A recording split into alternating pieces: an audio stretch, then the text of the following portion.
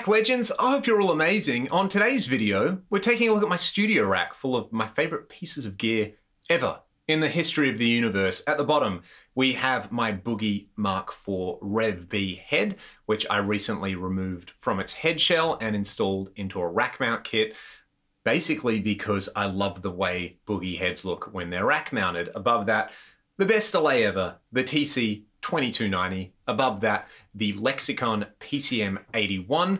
That does so many things, but I basically just use it for the Lexicon reverbs because Lexicon and reverb are kind of synonymous. Above that, we've got the Eventide H3500 doing a whole bunch of things. I'm mostly going to demonstrate the micro pitch shift tone in this video because I think that's what most people associate with Eventide and 80 sounds. Above that, I've got the Samson SM10 so that I can pipe all of the outputs of those units back into my Axe FX3, which is kind of like the brain of my system. I can use it for extra effects. I can use it to manage routing. I can use it together with the Fractal X-Load, which you can't see, but is stashed away in the back of the rack, and use cabinet emulation in there so I can run this all direct, which is very, very convenient if I want to use this at any hour of the day. Alternatively, of course, I can come straight out of the Boogie into my cab room and use one of my cabinets. But for this video, it's going to be all in the rack. Above that, this Furman power strip. I won't say a power conditioner because it doesn't really do any conditioning. It's just there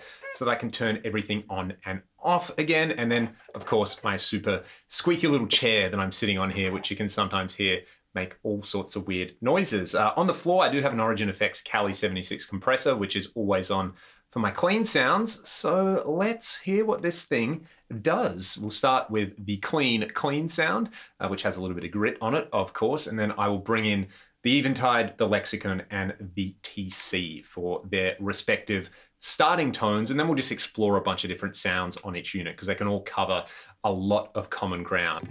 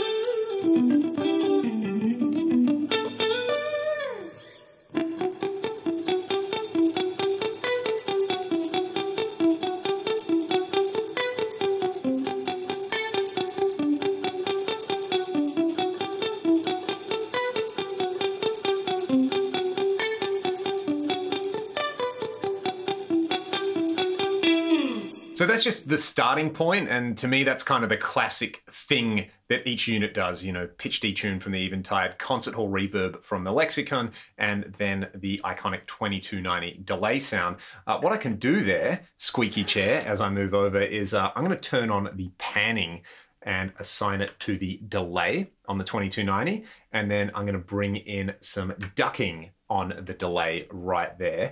I'll leave the other two units where they are, but I will move over to the lead channel of the Boogie.